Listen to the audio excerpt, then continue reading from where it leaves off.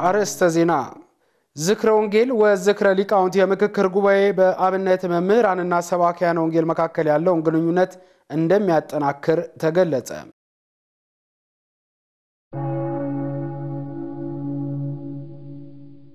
ቅድስት ቤተክርስቲያን በቴክኖሎጂው ዓለም ያለውን ውድድር አስመልክቶ ምዕመናንን ማስተማሯ ከተልእኮዋ ማሳካት ባለፈ ለሀገር ጥቅሙ የገዘፈ ነው ተባለ።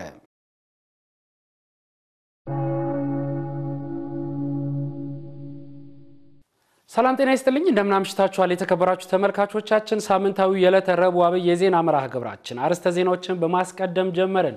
ዜናዎቹን ወደ እናንተ ማድረሱ በኩል ሄኖክ ደስ ያብራችሁ ቆይታ አደርጋለሁ። ከዜናዎቹ ጋር አብራችሁን ሁኑ።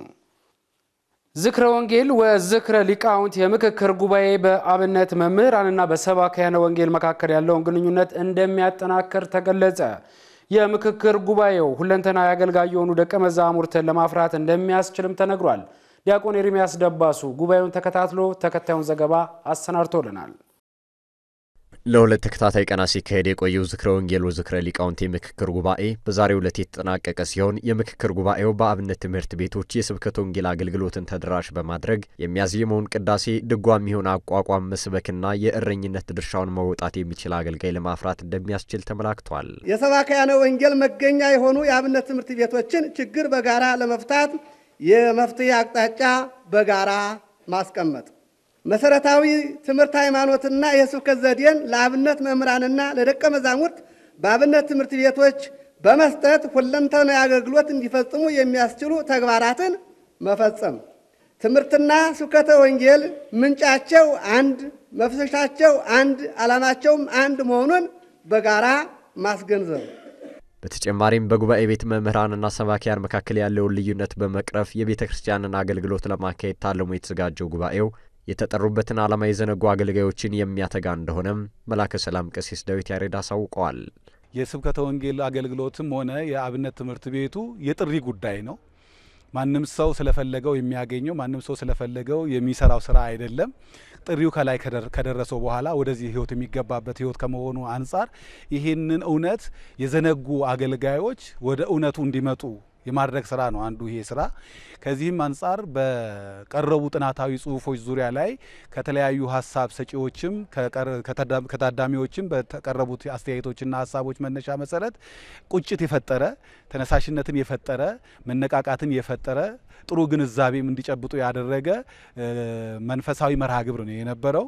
ጉባኤው ማዕከላዊነቱን የጠበቀ አገልግሎት መስጠት የሚቻልበትን መስመር ለመዘርጋትም ጉልህ ሚና እንዳለው ተመላክቷል።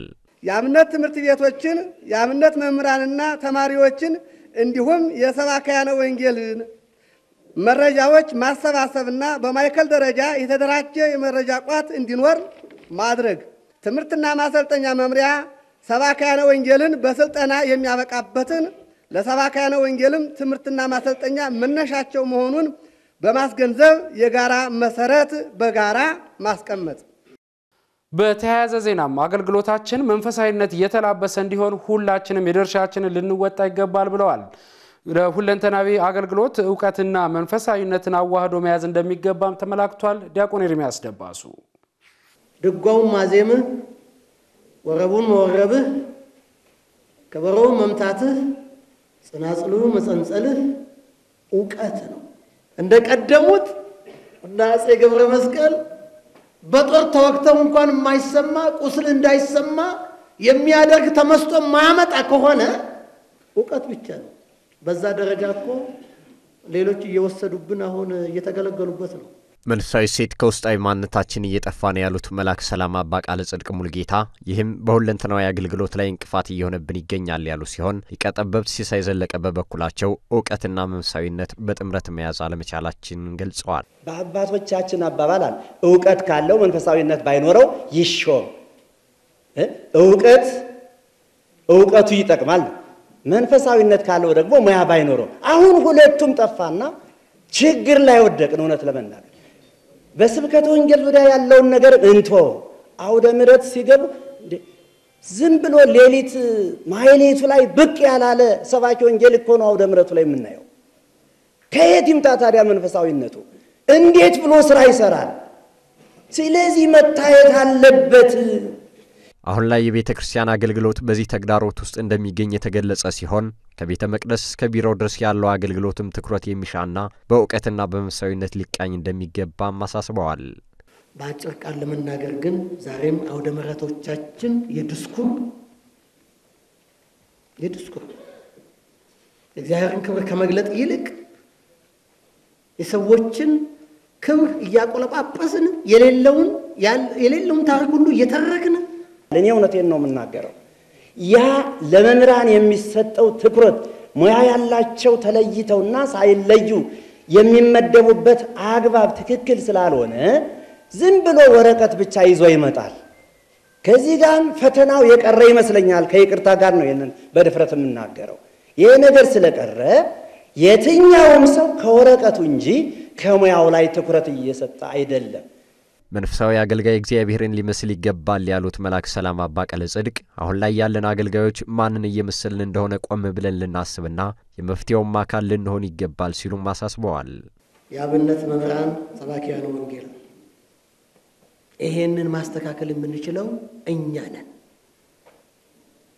አቋቋማችን፣ አለባበሳችን በአጠቃላይ መንፈሳዊነትን የተላበሰ እንዲሆን ሰርጎ ገብ የሆነውን ቤተክርስቲያን ማታቀውን ነገር ለመቅረፍ ከሰማይ መልአክ አይመጣልንም። እኛንን ማስተካከል ያለብን። ስልጣናውም ይሄ ነው። የግቢ ጉባኤ ምሩቃን የማህበረ ቅዱሳን ተቋማዊ ለውጥን ውጤታማ እንዲሆን ኃላፊነታቸውን እንዲወጡ ጥሪ ቀረበ። ጥሪ የቀረበው በማህበሩ የአዲስ አበባ ማዕከል 650 የግቢ ጉባኤ ተማሪዎችን ማስመረቁን ተከትሎ ነው። የምርቃት ስነ ስርዓቱን ባልደረባችን ተመስገን ፍቃዱ ተከታትሎ ተከታዩን ዘገባ አሰናድቶልናል።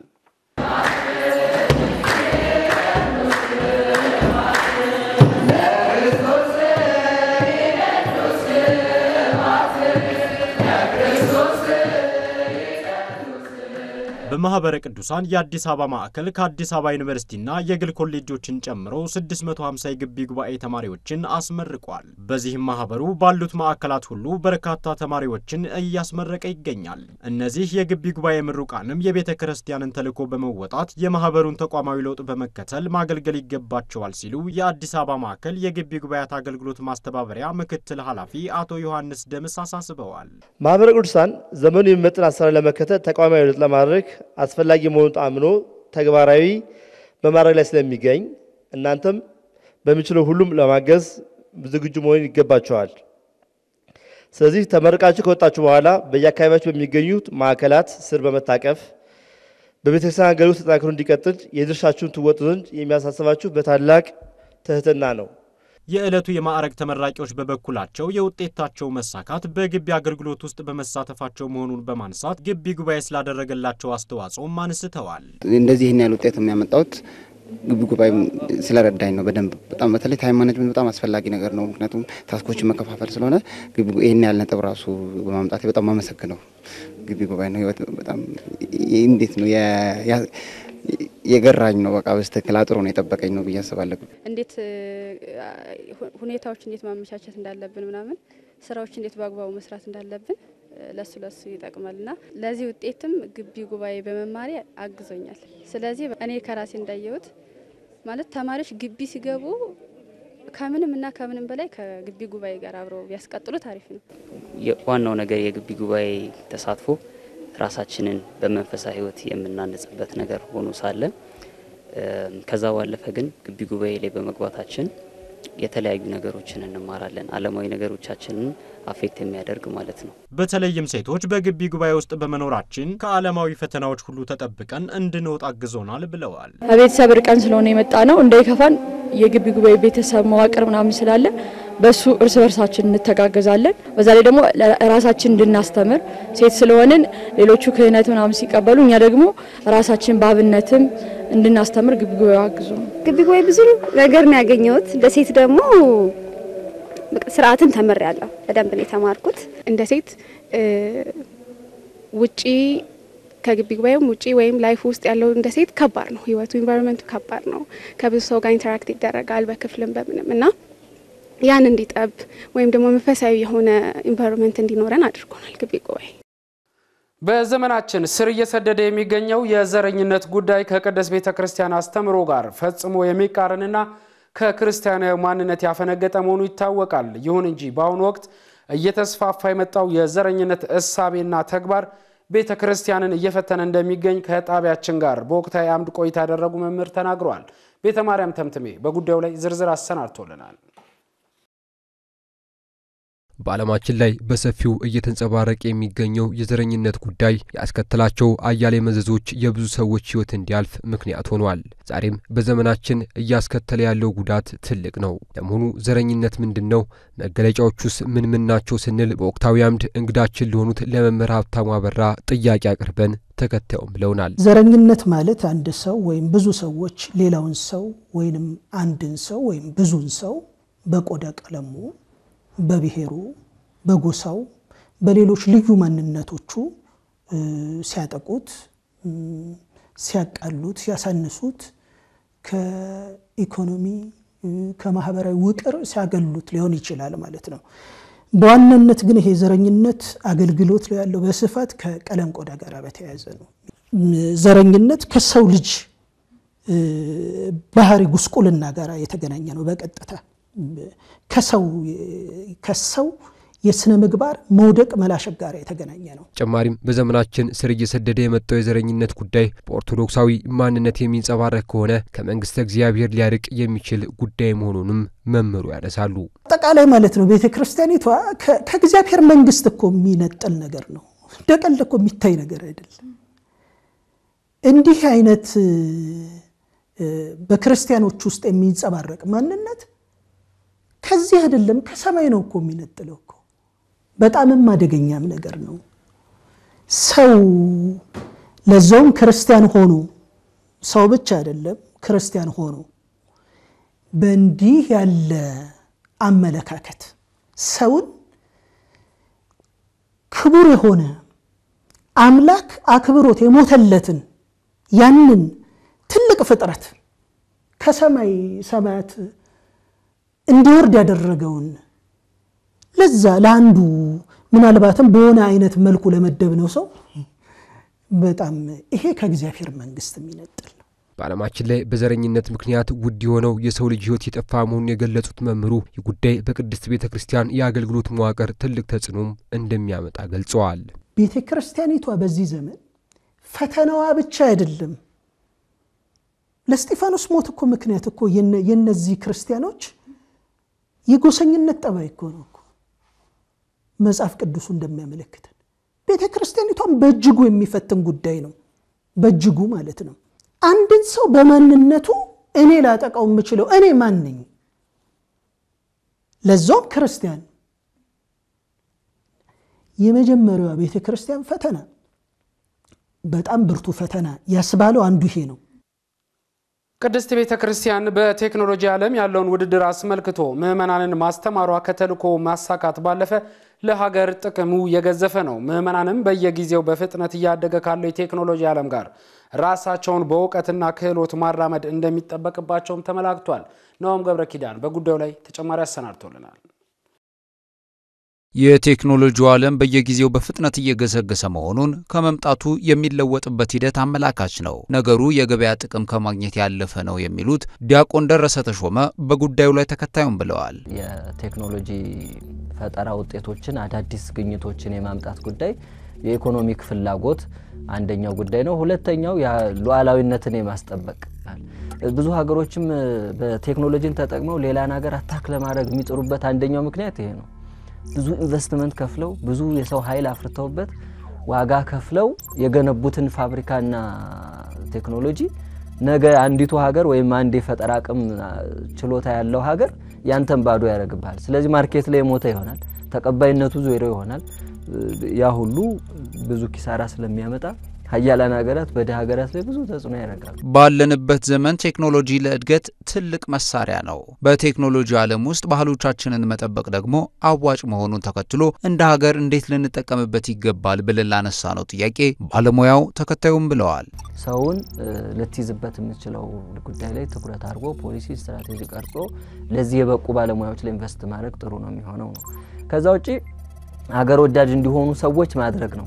ወርልድ ዋይድ ያለውን ዕውቀት ቀስመህ በራሶችህ በራስህ ባለሙያና ኢንዲጂነስ ኖሌጅን ያገናዘበ መልኩ ኢንቨስትመንት ላይ ቢተኮር በጣም ብዙ ሻይን ማድረግ ይቻላል። የቤተክርስቲያን ዓላማ ከዓለም ጋር መወዳደር አይደለም የሚሉት ዲያቆን ደረሰ ከዲጂታል የጦር ሜዳው አንፃር የቅድስት ቤተክርስቲያን ተልእኮ በመልኩ መሆን ያለበትን ያብራራሉ። ቤተክርስቲያንም ቢሆን ለሷ የሚበጀው አሁን ያላትን ሴት አሁን ያላትን ለእግዚአብሔር ተገዥነት ሊያስጠብቁ የሚችሉ ጉዳዮችን ገንዘብ ማድረግ ተገቢ ነው የሚሆነው ነው። እነዚህ ለምሳሌ ስርዓተ ትምህርቷን የሃይማኖታዊ ስርዓቷን ለምእመናን የምትደርስበትን ከዛ ውጭ ደግሞ ቅድም ቴክኖሎጂ እንግዲህ ያጠፋል ካልን ማይጠፋበት ልጆቿን ማይጠፉበት መንገድ ያንን ያየች ማስተማርና መጠቀም ተገቢ ሊሆን ይችላል። አብነት ትምህርት ቤቶችን መደገፍና ደቀ መዛሙርትን ማስተማር የሁላችንም ኃላፊነት ሊሆን ይገባል ሲሉ ብፁዕ አቡነ በርናባስ አሳሰቡ። ብፁዕነታቸው ይህን ያሳሰቡት የወለነቅ ሕይወት ጉባኤ ቤት የትርጓሜ መጻሕፍት መምህራንን ባስመረቀበት ዕለት ነው። ተመስገን ፍቃዱ ዝርዝር አለው። በዋግኽምራ ሀገረ ስብከት የወለነቃ ሕይወት የአራቱ ጉባኤ ቤት ለሁለተኛ ጊዜ የትርጓሜ መጻሕፍት መምህራንን አስመርቋል። በዚህም የምረቃ ስነ ስርዓት ላይ የዋግኽምራ ሀገረ ስብከት ሊቀ ጳጳስ ብፁዕ አቡነ በርናባስ በመገኘት ጉባኤ ቤቶችን በመደገፍና ደቀ መዛሙርቶችን ማስተማር የሁሉም ኃላፊነት ነው ሲሉ አሳስበዋል። በእውነት ይህ ጉባኤ ቤት ከዚህ በፊትም አንድ ጊዜ አስመርቆ ዛሬ ሁለተኛ ጊዜ ያስመረቀው ከዚህ በኋላ እንደ እግዚአብሔር ፈቃድ ይቀጥላል። በየዓመቱ በየአራቱ ዓመቱ ይህ ሀገር ቀጣይ ነው የሚሆነው ማለት ነው። ነገር ግን ለዚህ መሳካት በውጭም በሀገር ውስጥ ያላችሁ ወገኖቻችን ሁሉ ማበረታታት መደገፍ ደቀ መዛሙርቱን በማስተማር የሁላችን ድርሻ ሊኖር ይገባል። የጉባኤ ቤቱ የዕለቱ ተመራቂዎችን በበኩላቸው ማህበረ ቅዱሳን ከጎናቸው በመሆን በተለያዩ ነገሮች ሲያግዛቸው መቆየቱን በማንሳት መልእክታቸውን አስተላልፈዋል። ምዕመናን ተዋጽኦ አድርገው ጉባኤ ቤቱ ራስ ገዝ እንዲሆን ቢደረግ ማንኛውም ሁልጊዜ በእርዳታ የሚኖር ነገር አንድ ቀን ያቆማል። ይህንን ጉባኤ ቤት እንዲያድግና ራስ ገዝ የሆነ ነገር እንዲኖረው አሳስባለሁ። ማህበረ ቅዱሳንና ጉባኤ ቤቱ እናትና አባት እናትና ልጅ ነው የሚኖረው። ማህበረ ቅዱሳን ለኛ ያለው ቅርበት በጣም ከፍቅር ነው። በፍጥነት ይደርስልናል። የፈለግነውን ስራ ለመስራት ከሀገረ ስብከቱ ከማህበረ ቅዱሳን ክፍት ነው ቦታ እና ማህበረ ቅዱሳን ማለት ለኛ ጥሩ ባለውለታችን። እንግዲህ ከመምህራችን እንዳየነው እግዚአብሔር ቢረዳን እንደ መምህራችን ራሳችን አሳልፈን ለመስጠት ዝግጁ ነን ብዬ አስባለሁ። ምክንያቱም መምህራችን ከዚህ እኛ ሲያስተምሩን እኛ የትርፍ ስራዎቻቸው አይደለም ዋና ስራቸው ነው። እንደ እግዚአብሔር ፍቃድ እኔም እንደ መምህሬ ራሴን ሰጥተው ሊሆን ይችላል ብዬ አስባለሁ። በቀጣይም በተማራችሁበት ትምህርት ቤተክርስቲያን ልታገለግሉ ይገባል በማለት መልእክት ያስተላለፉት በማህበረ ቅዱሳን የሰቆጣ ማዕከል ሰብሳቢ ፈንታሁን አለምሰገድ ናቸው። እዚህ ጉባኤ ቤት ተምራችሁ ዛሬ ተመርቃችሁ የምትወጡ መምህራን ይህ ወቅት በሁሉም መልኩ ፈታኝ በመሆኑና በዚህ ወቅት መመረቃችሁ ሰፊ የቤተክርስቲያን አገልግሎት የሚጠብቃችሁ ሲሆን የተመረጣችሁበትን ዓላማ በውል በመረዳትና እስከ መጨረሻው በመጽናት አገልግሎትን ዋነኛ ስራችሁ በማድረግ በእምነት መጽናትና መወሰን ይጠበቅባችኋል። በጽኑ ፍቅርና ታማኝነት ታገለግሏት ዘንድ ቅድስት ቤተክርስቲያን አደራ ትሰጣችኋለች። ክብራና ክብራት ተመልካቾቻችን አሁን ደግሞ በቤተክርስቲያናችን በዛሬው ዕለት ታስበው ከሚሉ ቅዱሳን መካከል ሐዋርያው ቅዱስ ይሁዳን የተመለከተ አጭር ዘገባ ተሰናድቶልናል። ተከታትለን እንመለስ። ቁጥሩ ከ72 አርድእት የሆነው የጸራቢው የዮሴፍ ልጅ የይሁዳ ታሪክ እንዲህ ይነገራል። ሐዋርያው ቅዱስ ይሁዳ ይህም ቅዱስ ቁጥሩ ከ72 አርድእት የሆነ የጸራቢው የዮሴፍ ልጅ ሲሆን የጌታችን ወንድም በመባልም ይታወቃል። ገና በልጅነቱ እናቱን ያጣው ቅዱስ ይሁዳ ድንግል ማርያምን በፍጹም ጸጋ ከጌታችን ጋር በአንድ ቤት አሳድገዋለች። በዚህም ምክንያት የጌታችን ወንድም ሊባል ችሏል። ይህም ሐዋርያ ከጌታችን እግር ስር 3 ዓመት ተምሮ መንፈስ ቅዱስን ተቀብሎ በብዙ ሀገራት እያስተማረ ሕዝብን እያሳመነ ቤተ ክርስቲያንም እየሰራላቸው በቀናች ሃይማኖትም አጽንቷል። አይሁድንም አረማውያንም ወደ ክርስቶስ ይመለሱ ዘንድም ብዙ ስቃይና ድካም በአኮቴት የተቀበለው ቅዱሱ ሐዋርያ ወደ ሮሃ ገዳም ሄዶ የሮሃ ንጉሥ አውጋኒዮስን ከደዌው ፈወሰው። የክርስትና ጥምቀትንም አጠመቀው። ከዚያም ደግሞ ሐራፒ ወደሚባል ሀገር ሄዶ በውስጧ ሰብኮ ከሰዎቿ ብዙዎቹን በማጥመቅም ወደ ቤተ ክርስቲያንም ህብረት ቀላቅሏል። የዚያችም ሀገር ገዥ ችንካር ያለው ጫማ በእግሮቹ ውስጥ አድርጎ 1 ምዕራፍ ያህል በማስሮጥም ጽኑ ስቃይ አሰቃይቶታል። ሰቅሎም በፍላጻ በነደፈውና ስቃይ ባበዛበት ጊዜ ሰማዕት ሆኖ አለፈ። አምላከ ቅዱሳን ከቅዱሱ ምልጃና ጸሎት ያካፍለን ለዘለዓለሙ አሜን። ክቡራን ተመልካቾቻችን ለሰዓቱ ያዝናቸው ዜናዎች እዚህ ጋር ተጠናቀቁ። ዜናዎቹን ወደ እናንተ ማድረሱ በኩል ሄኖክ ደስ ያብራችሁ ቆይታ አድርጌያለሁ። ሌሎች መርሃ ግብራት ወደ እናንተ መድረሳቸውን ይቀጥላሉ። ሰላም እግዚአብሔር ከሁላችን ጋር ይሁን።